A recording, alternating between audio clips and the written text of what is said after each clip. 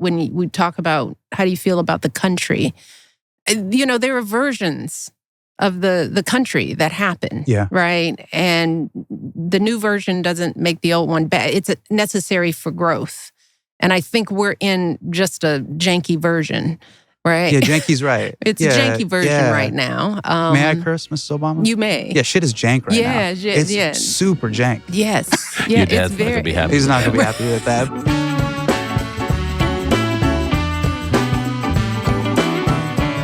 This episode is brought to you by Shipt.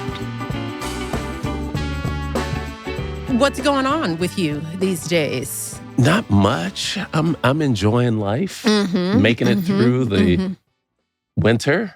Yeah, the winter is a slog. How's the basketball season going for the? We have some challenges for the Highlanders. For the Highlanders, yes, we have some challenges, but we're doing all right. Okay. We're doing all right. How you doing? I'm good. I am doing good, but for the world.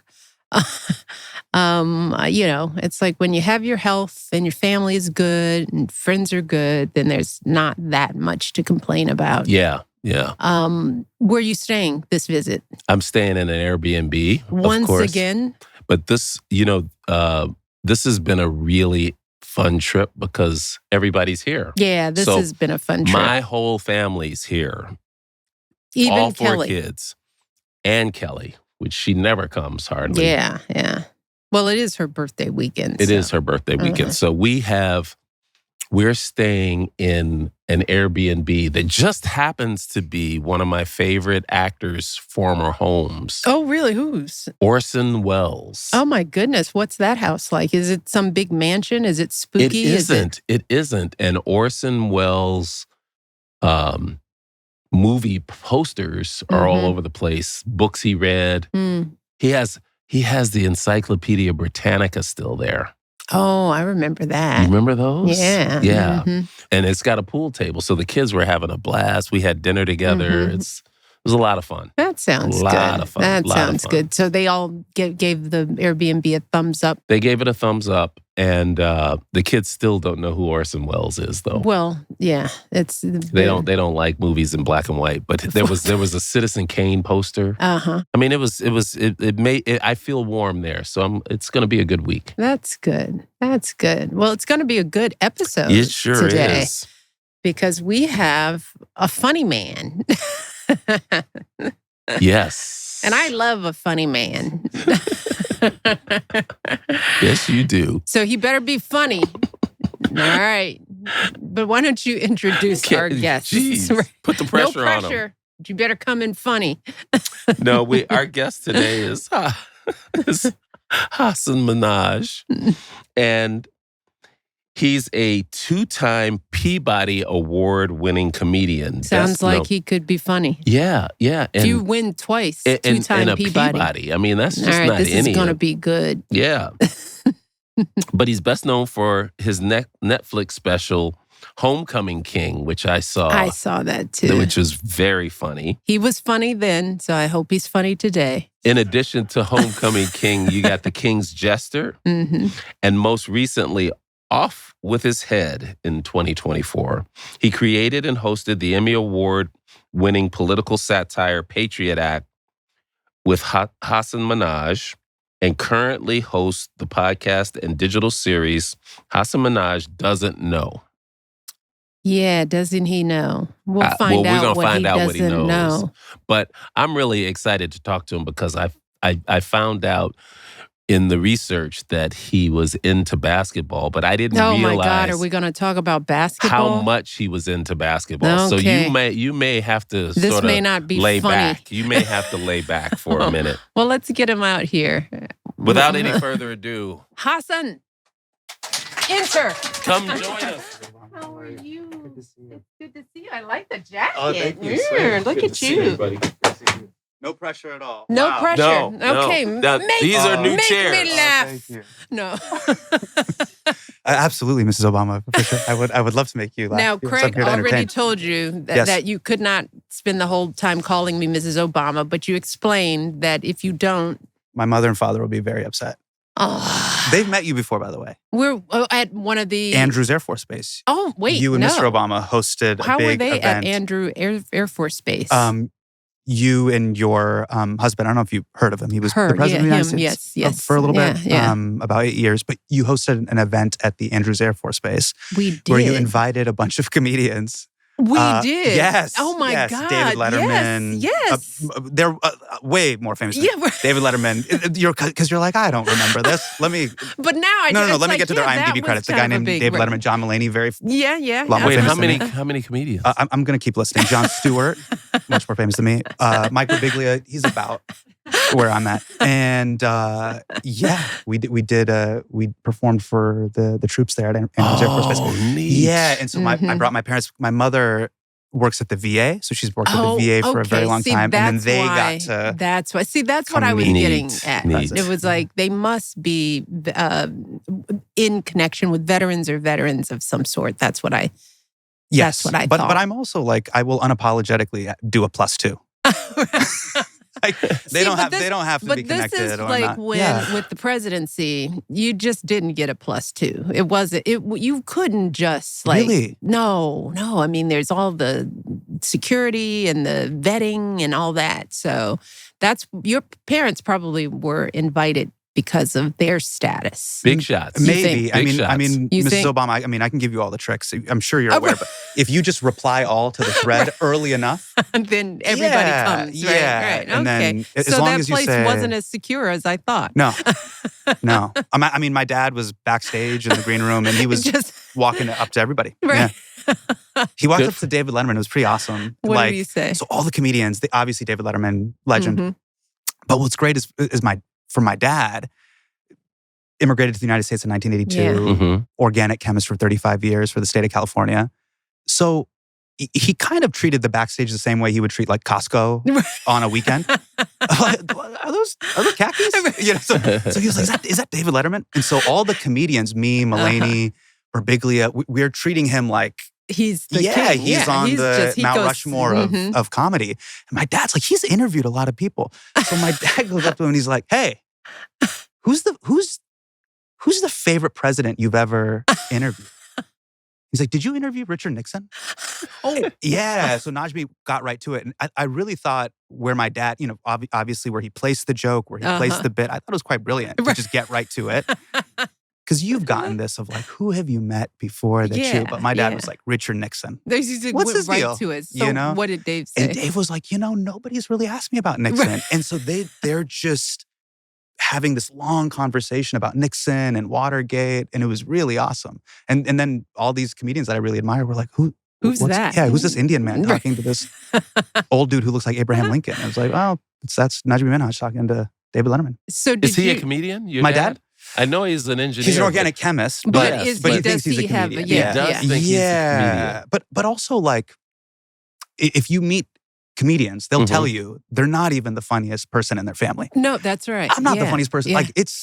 I'm probably the least funny person in my family.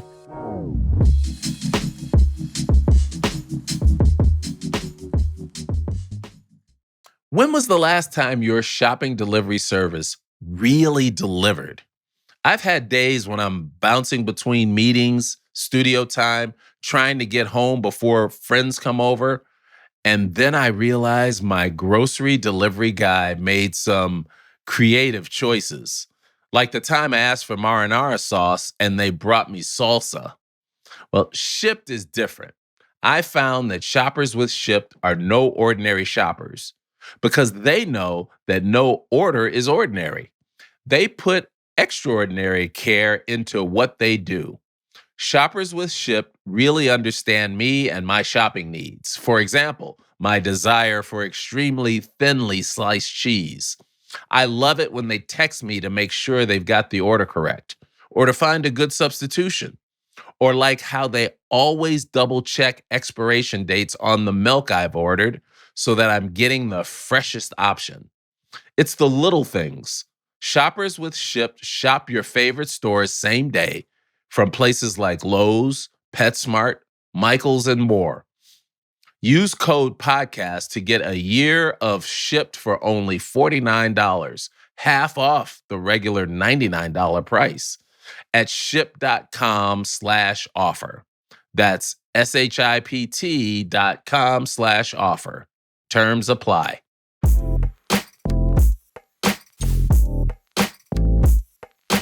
So when did you know you wanted to go into comedy? And how did your parents feel about it? I mean, I know you talked about this a bit, but your father's an engineer. My father's an organic chemist. Organic chemist, which is even more smart guy stuff. Totally. And then my mother is a physician.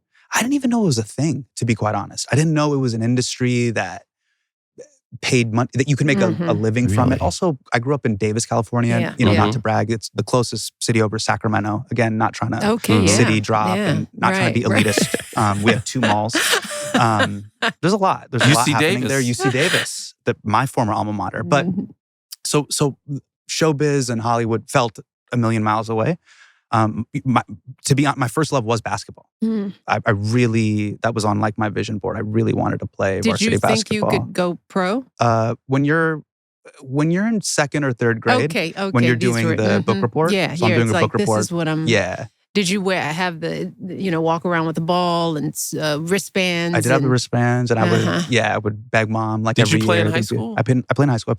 I played freshman and JV.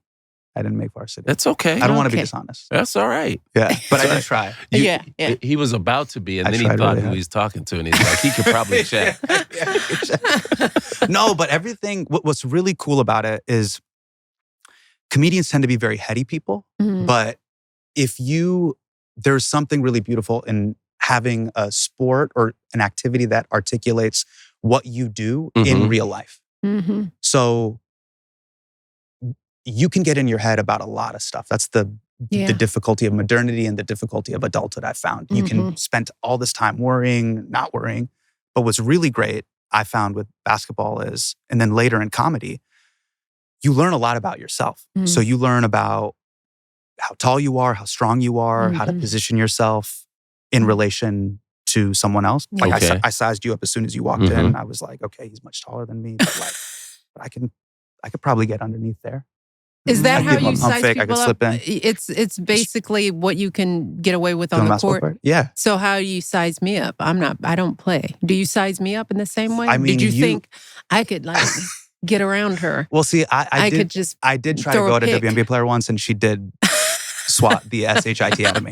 So this is on Getty Images. I was, I went at Asia Wilson, who was the MVP of the WNBA. Yeah. And she sent my stuff into the sidelines. Yeah. All you this is have on ESPN. To beat my sister, all you have to do is be sweaty and then try and bump into her. Yeah. And get out of the way. That's the thing. I mean, I'm tall, but the thing, and we went to the All-Star game, and the biggest thing that I saw was like there's so much pushing. There's a lot of pushing. Yeah. I mean, is that what you noticed? Just like that big guy just pushed that other big butt guy. I would be done. It's like once I got pushed in the back once and didn't know about it, I'd be like, I'm going. Can I say something where I really felt like Kismet and Destiny was on your side, Mrs. Obama? So if you keep saying Mrs. Obama, we're going to be here all night. Can you give me an alt? In comedy, we call it an alt. Give me an alt. I cannot call her Michelle. You can call her Michelle. You can call her Mish. You can call her MO. That's my nickname. Mish. Mo. That's what they call me. Mo. Okay, they call me Mo. Mighty Mo. But so Mo, when you were at the game, there was a possession where the ball came into the stands. Oh, yes. And your husband. Yes. I mean, this was out of a romantic comedy. It was good. Straight up. Because all I saw was ball and big guy coming my way. Yeah. And I'm coordinated, but I was like, I'm just dumbfounded. Right. But how many of these highlight reels have you seen where like a basketball player goes diving into the crowd, jumps on our first lady? Right. Yeah. Like that could have happened. She could have had popcorn. She could have been drinking a soda. There's a million different ways this could have gone horribly. And then for him to just be like, oh, here you go. My honey. Yeah. He just like, and then Devin Booker comes in for it's just like poetic. It's poetic. Yeah. Yes. So the Plinko ball of possibilities always seem to just align with like the most charismatic romantic possibility. Because I go to Knick games and dudes have fallen on me. I've like tried to catch them. I missed the ball. So anyways, I was quite envious of that moment. We digress. But what I loved about really loving it as a kid is you also learn how to win graciously and lose graciously. Yeah. you also understand that losing is a part of it. And as I pursued a career in show business too, understanding that failure is just a part of it. Yeah. But the other part of it is also understanding that, and this is where I couldn't get to the varsity level, coach. And I'm going to call you coach now because you've coached an elite level. Is what really got to me is during summer league, during AAU, I would miss a shot or two. And then I would start to get in my head. And I wouldn't be focused on the next possession. Yeah. And so much of life is just being like, hey, whatever happened, that's over. You literally have the ball right now, and you have to figure out, you simultaneously have to be present, but also kind of anticipate what could happen in the future and make this possession count. And I didn't realize that how useful that was in comedy, which is if you do multiple sets a night, most comedians working in New York City will do 3, 4, 5 sets a night. Yeah.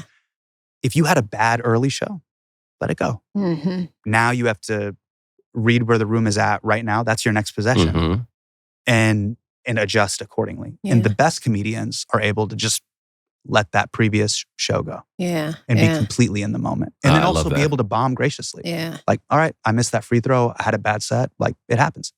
What was your first bomb? And I know you remember it, and what did it feel like? And did you just go blank? Was that the kind of thing where you just forget what you're saying? He was trying to forget it. But No. I know you can't. You feel it. No. When you bomb, you feel it. It stays. It's a scar. It's also because people are staring at you. Yeah. So Yes. They let you know. Yeah. Right. You know how there's that old saying where everyone's like, nobody's thinking about you that much. When you're bombing, everybody's thinking about you. And then they go home and they talk about it. Like, he was really bad. It was awful. They leave reviews.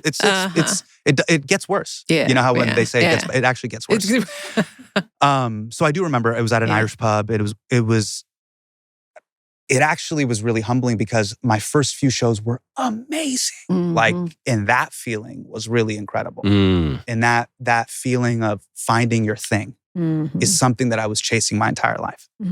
And my first few shows went really, really great. And then I think it was my third or fourth show. It was at an Irish pub and I had to follow somebody, and then people were leaving. So when you do some of these pub shows, people are watching a game. There's a lot of other variables out of your control, and you have to learn how to not only have your set, but you have to corral the room to pay attention to where you are.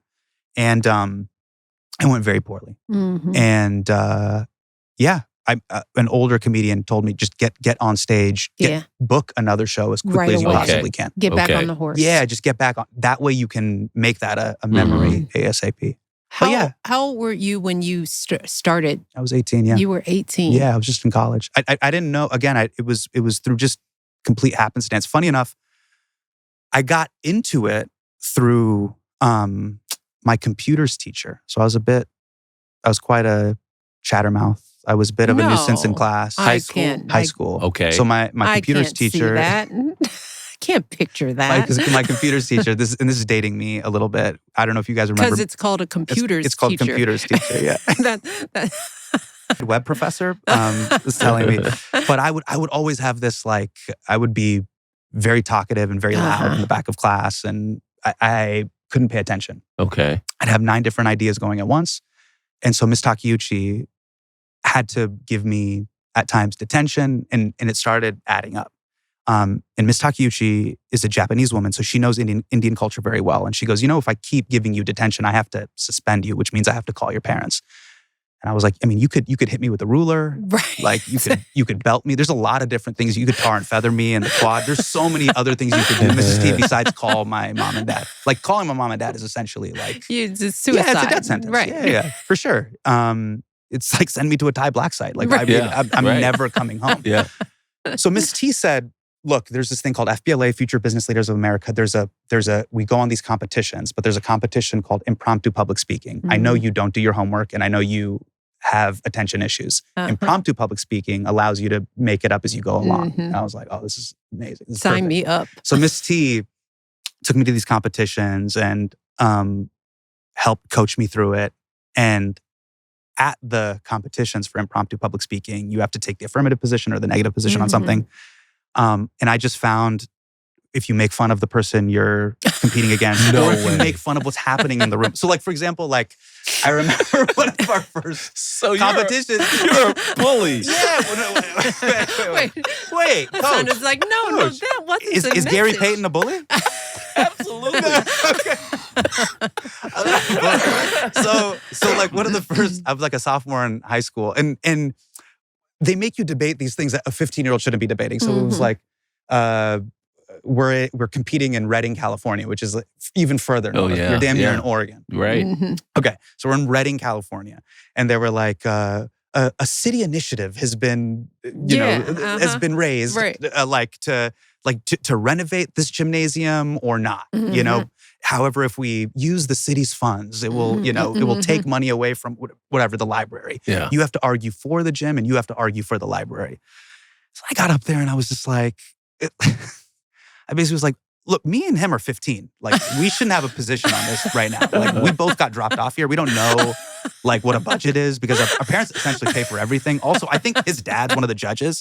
So that's, like, a clear conflict of interest. So why are we even having this debate when, like, this should be illegal? And so, like, the judges are, they just started laughing. And then I think I won. But what I do remember is after we finished, one of the judges came up to me and he's like, hey man, I really hate judging these things. I actually judge these things because I have my son on the weekend and I have to like spend time with him. But you made it really, really fun. And that was really awesome. And then Ms. Takeuchi told me on our drive back to Davis, she was like, you kind of have this gift of gab and it's useful. And if you could not say things in class and say things here. That would be very, very what a beneficial good teacher, to me. Are you Mrs. still T. in touch with Mrs. T? I recently got her phone number and I've been trying to get a hold of her. Oh, yeah, so she retired, but great. Mrs. T is, life-changing. And I just want to let her know, because the irony is she's my computers teacher, but she's very offline. But up until that point in my life, up 15, 16, and I didn't realize this until much later, I was looking to be seen. Yeah. The reason why I think I was being so talkative or trying to interject in classes, I felt like I had something to say. Yeah. And I had something to share with the world. And I felt like I wasn't heard. And she saw something in me. All my other teachers thought I was too talkative. Yeah. They thought I was a bit of not a knucklehead, but just he's not a great student. Or he can't focus. He moves around too much in his chair. Yeah. And my report card would be filled with all these almost like behavioral issues. And Miss T was the first person that said, I think you're incredibly capable. And I think you have this skill set that I think would be really useful and helpful. And she also helped me get to national competitions. And then we lost. I lost. And I was really upset. And she also helped me lose graciously and understand how to come back from losses as well. So she really changed the trajectory of my life because I really thought great things weren't going to be in my destiny.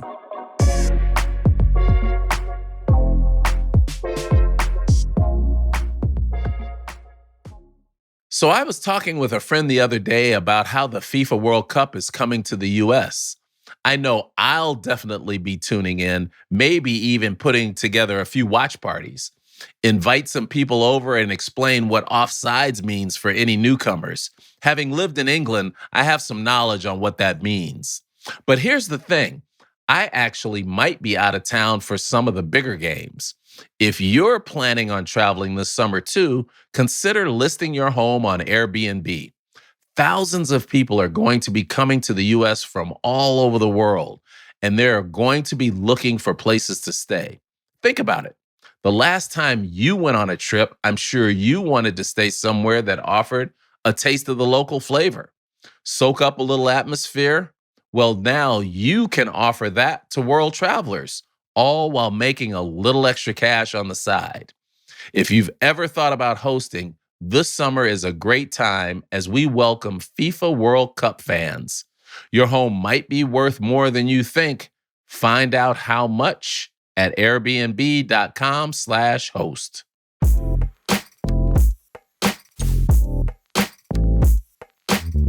Well, I want to talk about you know we are very close to our mom. Yeah.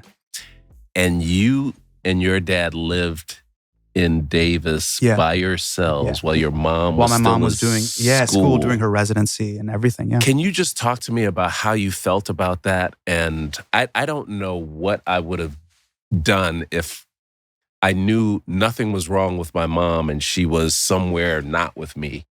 Yeah, I think as a kid, it was, you just know what you're living through. So basically, my dad has a job with the state. My mother is finishing her medical degree and her residency.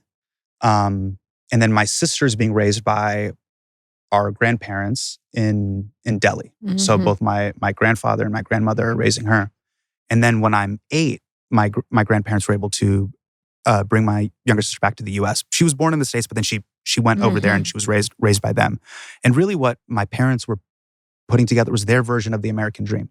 It wasn't until later that I realized, oh, this was quite different than the way a lot of people grew up.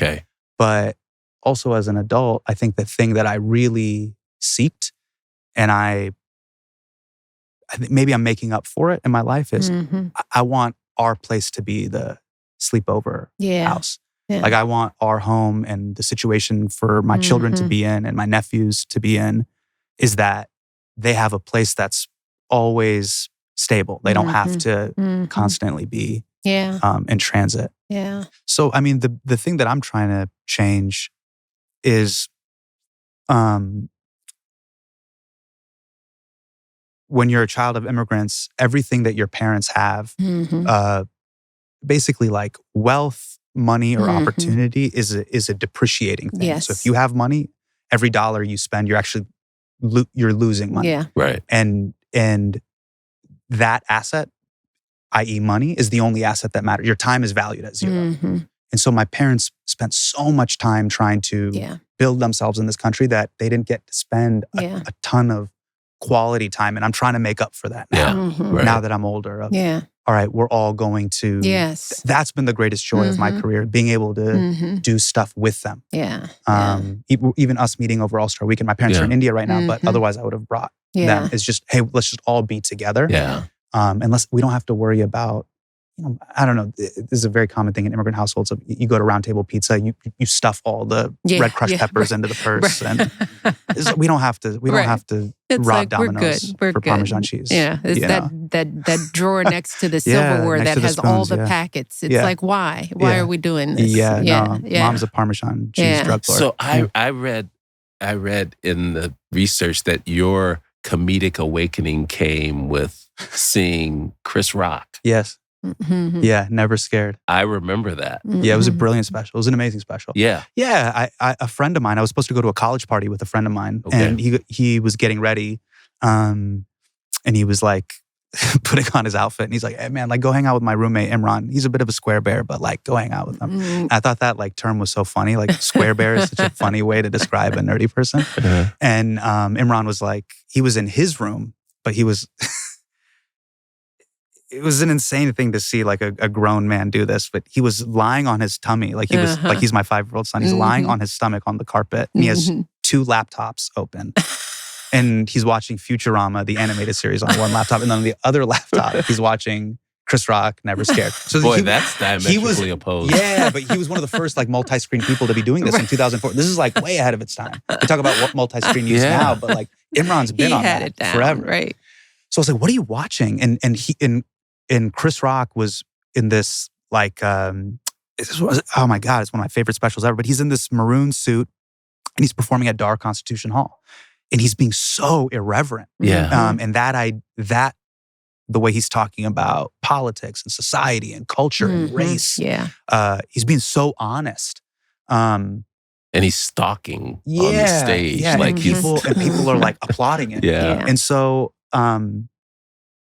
the way I saw it is like as a freshman in college, I had a job at Office Max. I was selling printers at Office Max, and then I'm going to college. And obviously high school, everybody's telling me from the moment I was in kindergarten to be obedient, like color in between the lines. Yeah. And I got to see someone basically be irreverent and disobedient. Yeah. That's really what comedy is, of like, it is a release on the pressure valve. Mm-hmm. And he's being like rewarded for it. Yeah. He gets to say whatever he wants to say. He gets to behave the way he wants to behave. He gets to say the way we all kind of feel. Mm-hmm. And the theater looked so big. And I was like, I want to do that. I think Miss Takeuchi was getting me ready to do something like this. Yeah. Because he's basically constructing an argument in a funny way. Yeah. So we were already kind of doing that in forensics.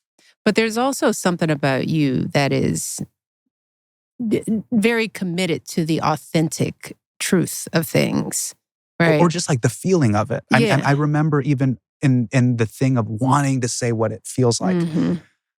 I remember even in like third grade, when people are like, hey, when did you know you wanted to be a comedian? I had this teacher, this is the years is 1993. So diet soda is a huge deal. And my teacher, Miss Anderson, who's in the third, fourth combination class, she would crush a 12-pack of Diet Pepsis over the course of the day. So you just watch it and I'm happen. like watching her just crush a case. Yeah. And in the early 90s, there was this big thing with like, kids can't drink soda. Only adults can drink soda. And I remember asking like Miss Anderson, as a joke once, I was like, I know you had 11 sodas. Can I get the 12? And she was like, Hasan, like, cut it out or whatever. I don't know. She barked at me. She said something and she was like, sit down. Like, no. And I was like, okay, fine. I remember then that night, my dad loved watching 60 Minutes. And it was like this news package of like, it was like aspartame. It may be in your soda, but it also may be giving you cancer, you know? And then I remember being in class the next day. And I was like, Miss Anderson, can I get, I know you had 11 Diet Pepsis. Can I get the 12th? And she's like, Hasan, will you cut it out, please? And I was like, you're totally right, Miss Anderson. I think adults should be the only people getting cancer. And, and she sent me to the principal's office. I bet she was like, what she said was inappropriate. And it was so wrong. But I felt like what I did say was wrong. And it was super disrespectful. And I hope Miss Anderson didn't get cancer. But she's working on it. But she's working on it. Like, hard. Right. But I was always searching for that place to be articulate how I really feel. Yeah. And that was what comedy was for me. It finally gave me a place to take a lot of these thoughts that are running around in my head, and it gave me a productive channel to put them in. So once you started, like, this is going to be my career, I'm off to LA or wherever you go. Yeah. Talk about how hard it was to make it and what helped you get through that. Yeah. So yeah, it is trying to make it in show business is a very strange, elusive thing. Because what is it? How do you even define that? So if you're a nightclub comedian, I really kind of just broke it down into monkey bars, and this is where the playing sports and actually failing at sports, quite frankly. And also the go figure it out. Yeah. Or like, what is the next thing that you'd like to do? Okay, so you can do 10 minutes on stage. All right, now you want to get to 30 minutes and then eventually want to be a headliner. You want to tour. You want to do 60 minutes and headline a club. All right, well, the first thing you got to do is you got to be an opening act. You got to be really good at becoming an opening act. So you need to figure out 15 killer minutes that you can do in front of you can do it in front of Mike Epps. You can do it in front of Gabriel Iglesias. You can play any room. You can play a white room. You can play a black room. You can play a casino. And then you have to move to a city where there's a ton of clubs. So then I moved to San Francisco, and I get a day job and I'm just pursuing, and I just took it one monkey bar at a time. And what I really loved about it, and I've come to, now I've been doing comedy 20 plus years, but it really did save my life because the whole art form in and of itself is completely made up. Comedians, if you think about it, if you want to be a working comedian, we're below magicians, but we're above clowns. Like, if you can do magic, I'm very impressed. Right. Like, I tip my hat to that. David Copperfield. If you're a clown, I have zero respect for you. Like, I think you're terrifying. I think you are using people's fear against them. Like I think you're possibly demonic and or the chupacabra. Like you are participating in the dark arts in some way. And if there are any clowns watching, I have zero respect for you. Well, magicians, I tip my hat and I stand below you, sir. This room clowns, knows none. what I'm about to ask. Oh my God, just ask. Where do ventriloquists fall? Oh my God. Ventriloquists are technically stage performers. I'll give them that. The fact that they don't do face makeup or try to scare you through the paint on the face, I would consider them to be on par with comedians, working comedians. Slightly below us, though.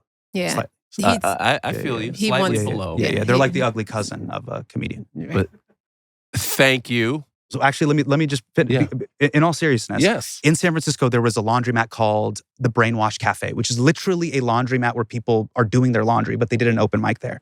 Oh, and so when you go to the open mic, you would have this like Indian Muslim kid, me. Then you would have a drag queen. You might have a ventriloquist. You might have someone literally clowning on stage. Someone doing like a super blue, like Ali Wong would do this really blue material. Then W. Kamau Bell would come on and do this very like political material. Then I would come on and do this like I live at home material or whatever. And then people were just doing their laundry. They're folding laundry. But what you learn how to get an audience's attention, keep their attention, but you also learn this whole thing is made up. Yeah. Like this whole thing, it's not even a real thing. Yeah. We essentially perform in basements, bars, or laundromats. We create a show out of nothing. And then we go away. We're these traveling kind of entertainment vagabonds, essentially. Boy. And it really did prepare me then for what showbiz is and was. You know, all these things that you're auditioning for are, you know, what is the Tonight Show? What is, you know, these things are like these sandcastles that exist, but then they go away. I think you're being a bit cynical about it. Really? Maybe you're not. Well, because I think it's the sort of the most clever form of op-ed, you know, storytelling, cultural, which is what we are grounded in. I mean, which is why I think people are drawn to it, because it's like, I think comedians are fascinating and brilliant, weaving together. And I don't think it's made up. I think it is a series of, let me talk about life in whatever form that I want to talk about it in a way, because if you were going to say, I'm going to stand in front of you and lecture you about my thoughts, no one would hang in there. You know, politicians barely get an audience, right? But a comedian can weave together a story, and like you said with Chris Rock, can turn it into, now you're teaching and now you're educating, and people remember it and they'll come back to it. Yeah, I agree with you. But I also, what I think what I was trying to get at is what it means to, what it really means to me that was really beautiful is that all of the answers that you're looking for exist within you. You're the source material for everything. Yeah. So you are the writer, the director, the producer, the head coach. You're everything. The promoter, and it is a really beautiful thing that calls for your own personal agency. And so that's what I think is really powerful about it. Yeah.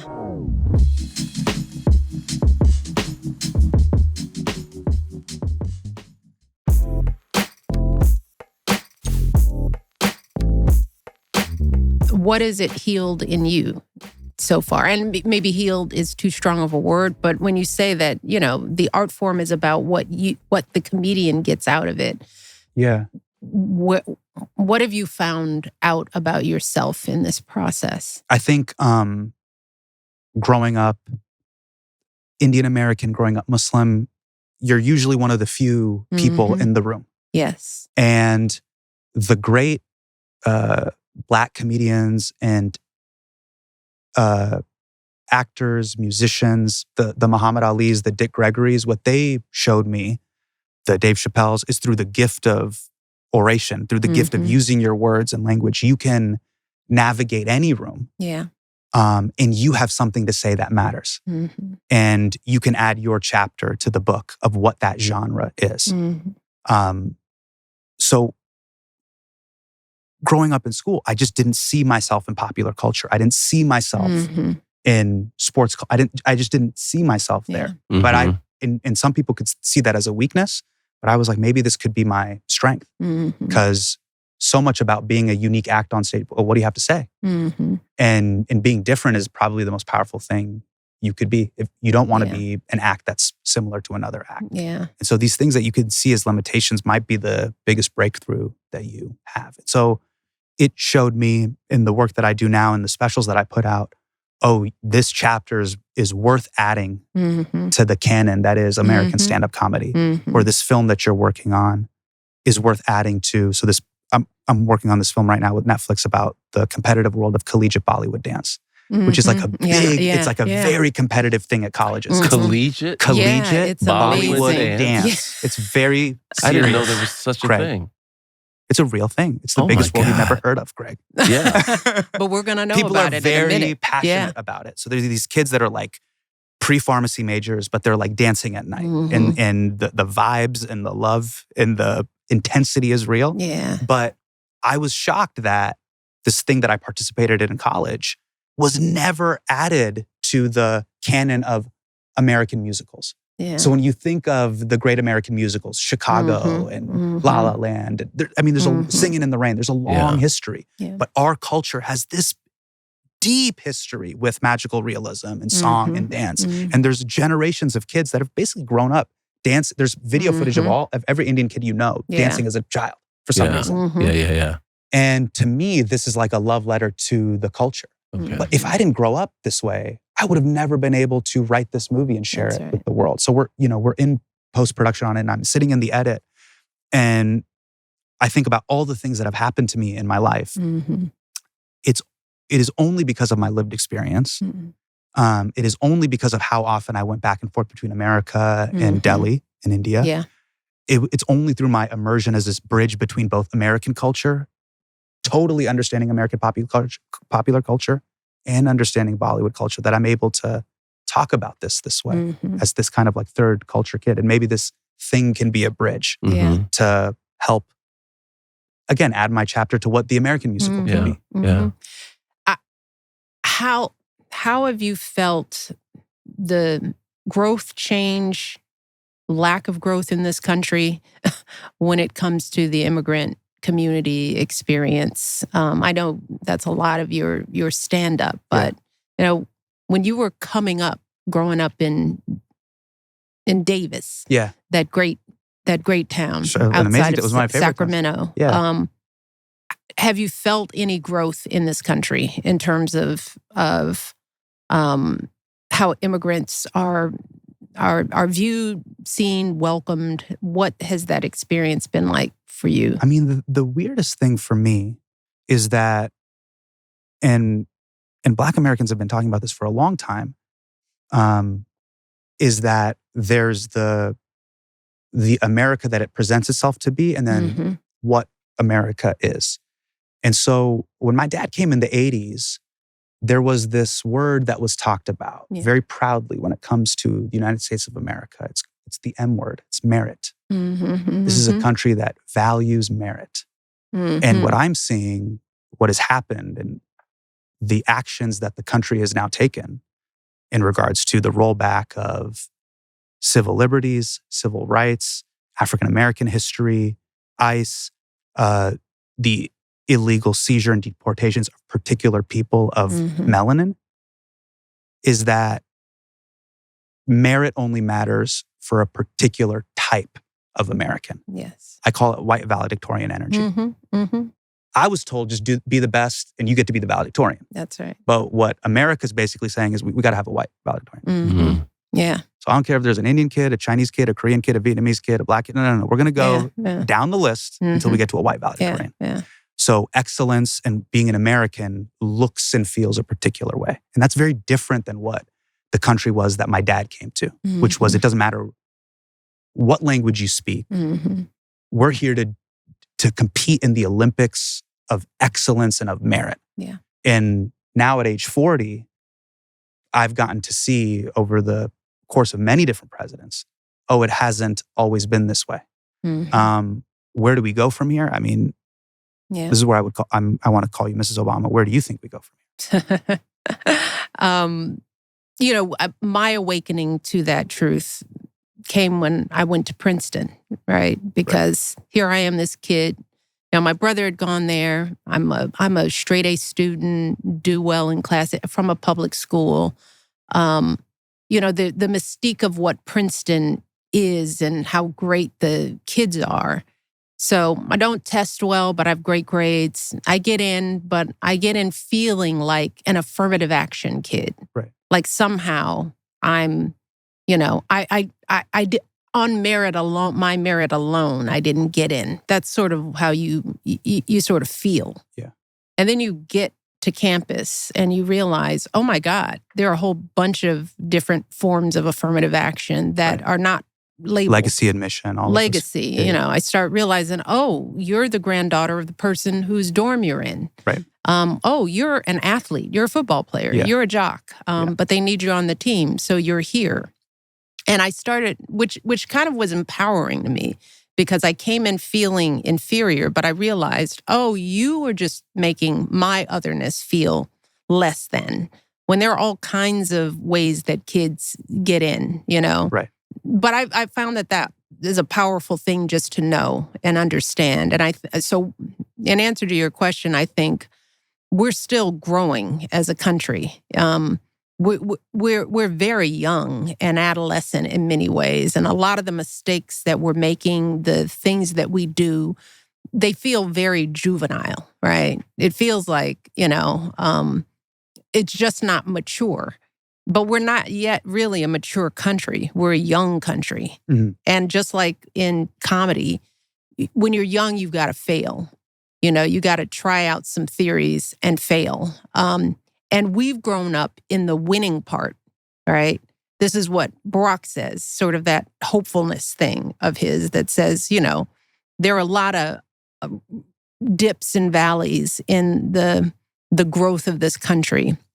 And we've been on this clear trajectory through most of our adult life where things were increasingly getting better, which is why a lot of immigrants came over, because they saw the America that was... Yeah, what was possible. Mm-hmm.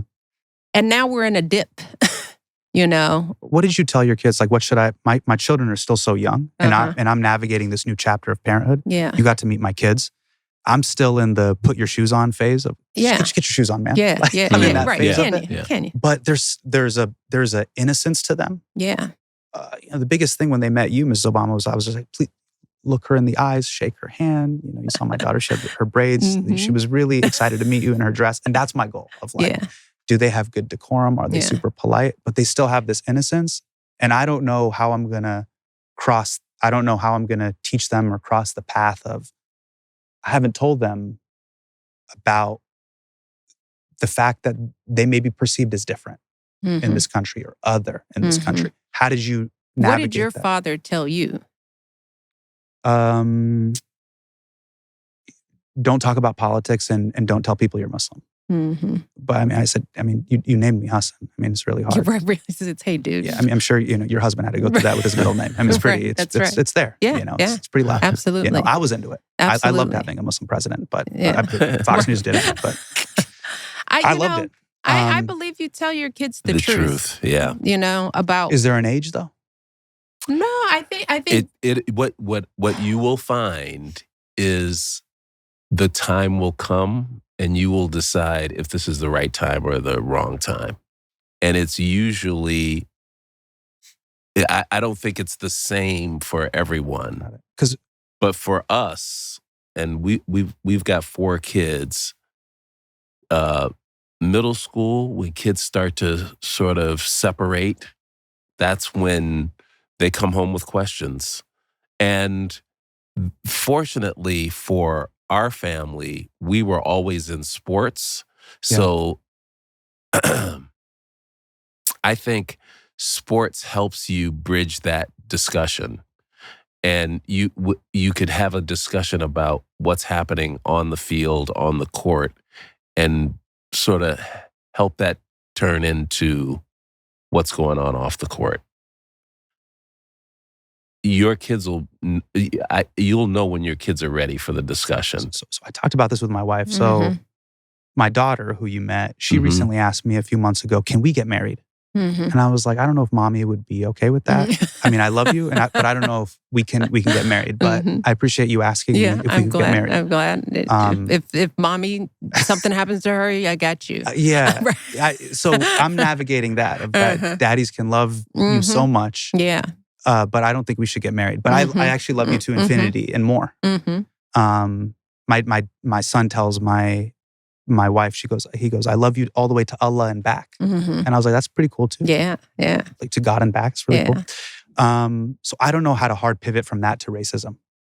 Yeah, that's a hard pivot. Yeah, you know, but I guess the thing is, I would start with telling her you can't marry me. Right. Yeah, it's like I've said that. I said I love you, but we can't get married. It's illegal. And it's like, but why not? Right. But that's a whole other thing. Yeah, I think you can tell her. But, just like you. What? But I was talking to Bina about this, and basically, what's really beautiful is their hope and their optimism right now is infinite, and I want them to operate from that idea of possibility and abundance and belief in yourself. The thing that I have to teach them is in regards to, I'm going to use, like they talk about this in business when one is starting a business or taking a loan, is tail risk. And what is the worst case scenario? And Black Americans have known this for a long time, is that when things go south, the floor is lower than you could ever imagine. That's right. They don't play with the kid gloves with you. There is no real benefit of the doubt. If something goes missing in the class or something bad happens or somebody acts up, you're going to be looked at a particular way and you're going to be treated. Yeah. There's no yellow cards. They're going to give you the red card. I haven't had that conversation with them about tail risk. Of that, hey, when they pull the rug out underneath you, you have no idea how deep it can go. And I don't want to sugarcoat that for them. It is real. And they're my children. I love them more than anything. Yeah. But I haven't prepared myself to have that combo with them yet. I'm just thinking back. I've got 3 boys and 1 girl. Yeah. And I probably had the discussion with the boys sooner. And for the boys, it's you have to watch everything.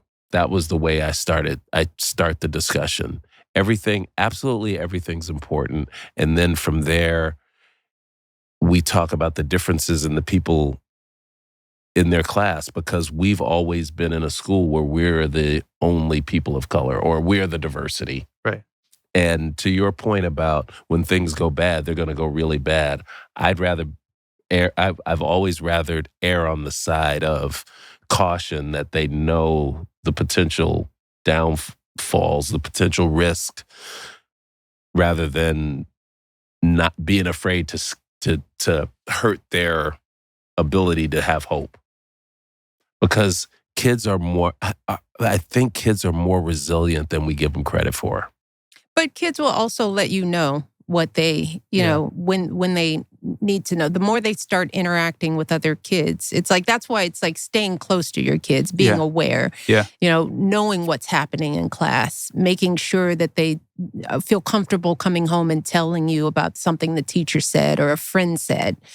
Things will start to come up, right? Especially in this day and age where the tone is so blatant. Sadly, I think your kids are probably going to hear and feel more than maybe even you did coming up, right? Because we've kind of unlocked that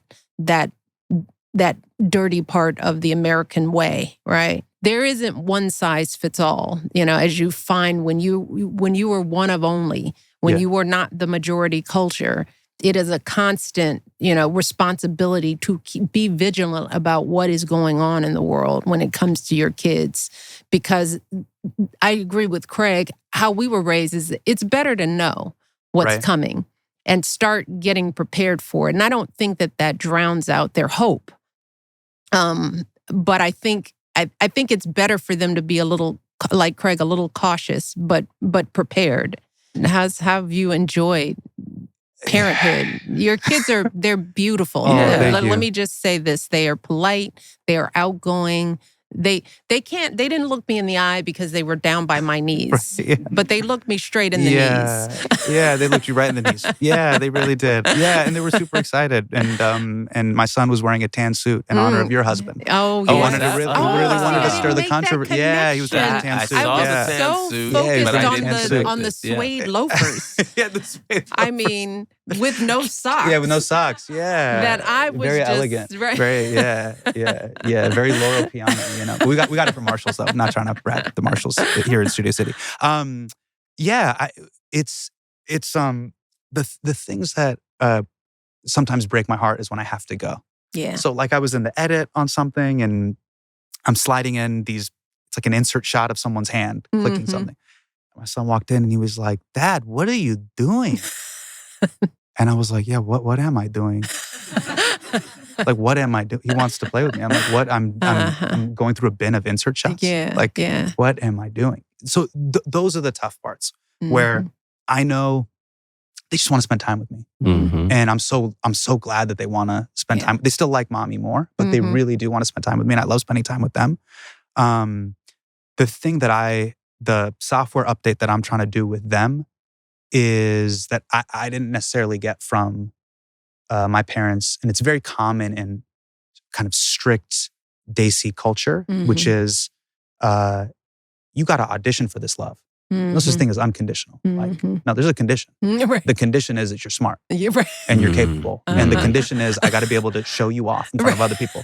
Because I don't have a nice car and I don't have a nice watch, but I do have a really smart daughter. And you're my flex. Yeah. So I can't have you be weak because you're my flex. And so this desire to you know, my dad is going to watch this interview and analyze it. Oh, how could you cut off Mrs. Obama? So unlikable. This is wrong. Listen, all this. He's going to analyze the game tape. Yeah. And I'm his flex. Yeah. But the thing that I was always looking for was, you know, Dad, do you know what my favorite color is? Yeah. Do you know my favorite basketball team? Do you know? Do you see me? Yes. I see my kids. Yeah. And I just want to let them know that I see the things that they're interested in. My son is really into maps and dinosaurs right now.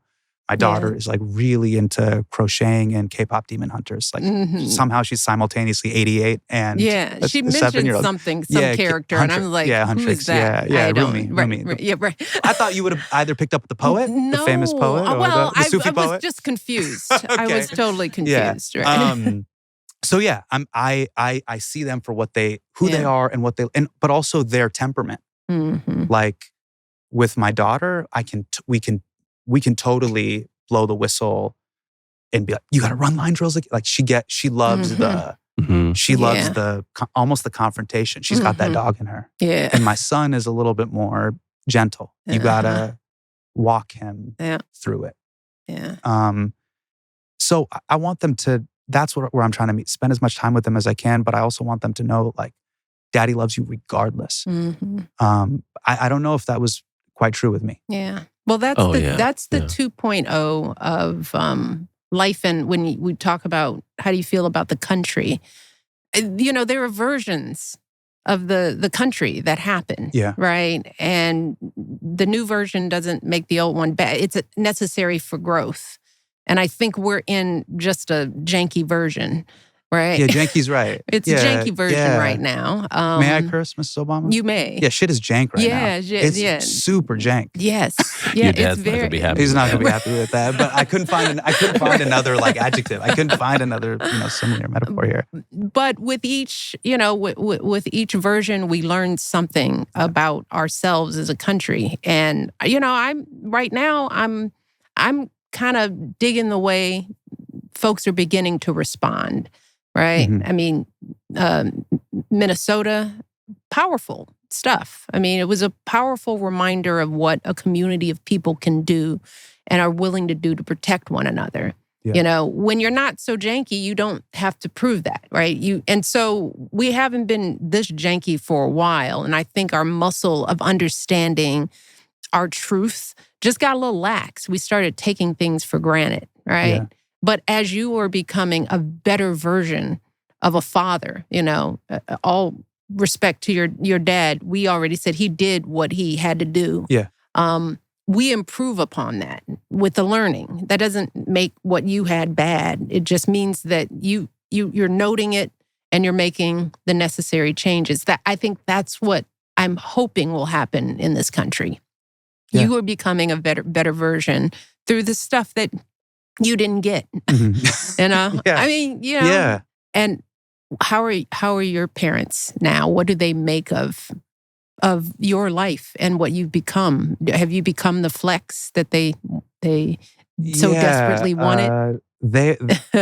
I've been told in private, they're very proud. Okay, that's when I'm not there, they're private. Right. They can't even admit it. Yeah. So poor kid. So like my the boys that I grew up with. Yeah.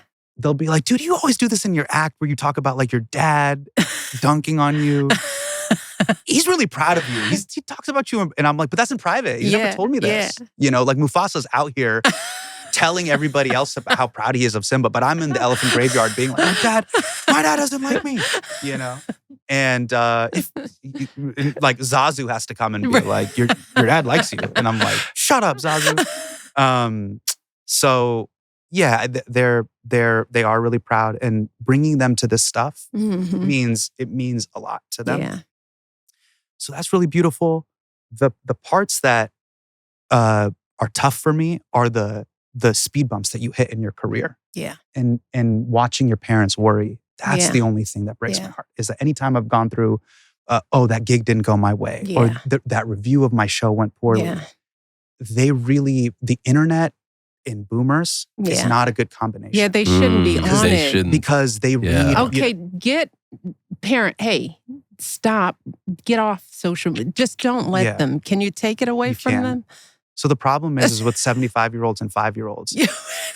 Social media is really it's a thing. Ruining their brains. Right, it is. It is. How are they as grandparents? Oh, they're like... totally different. They're totally different. Who are these people? Yes. Yeah, who are these people? Yeah. Who are they? My mom was like that. Why are you so strict? I was like, these are your rules. These are the exact rules. Yeah. You told me not to jump on the couch. When they were little, they go to her house and tear up the couch. The forts. Cushions everywhere. My mom would sleep on the couch and let the girl sleep in her bed because there was a TV in there. So what is it? I don't know. Is there a term for this? We should coin a term. We could probably come up with one because it is consistent. It's across cultures. Grandparent dystopia. I don't know what. Because they become these like spiritual, like Rumi poets. You're of course, children. This is what children do. Who are we but grandparents here to channel the energies of the youth? Be gentle with them, for they are gentle. I'm like, who is this person?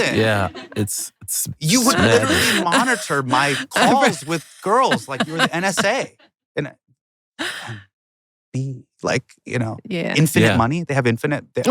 We're at Target, just like, oh, you want that Lego? Sure. I'm like, where is this coming from? Yeah. Who are these people? But the good thing though is that fortunately they're still alive. Yeah.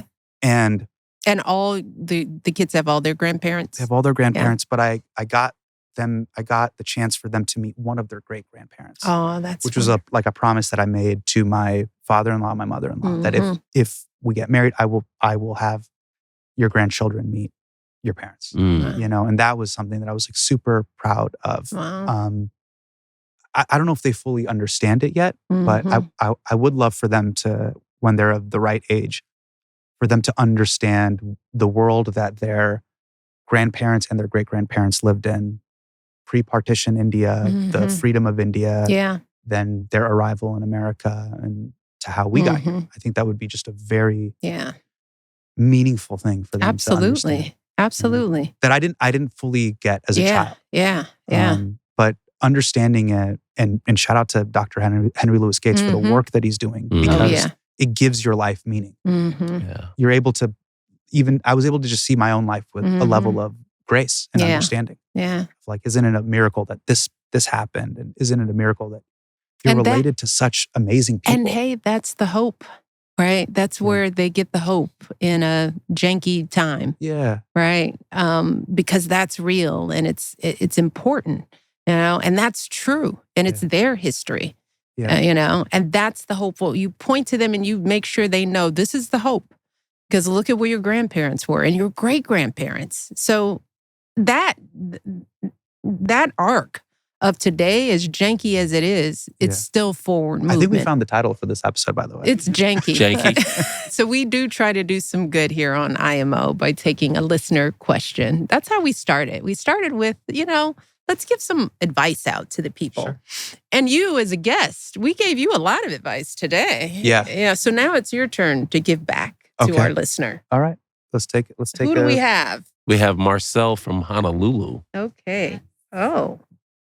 I'm an immigrant and LGBTQ person who has spent much of my life adapting, moving across countries, shifting careers, and learning how to survive within systems that were not designed with people like me in mind. Adaptation has helped me stay alive, build skills, and remain hopeful.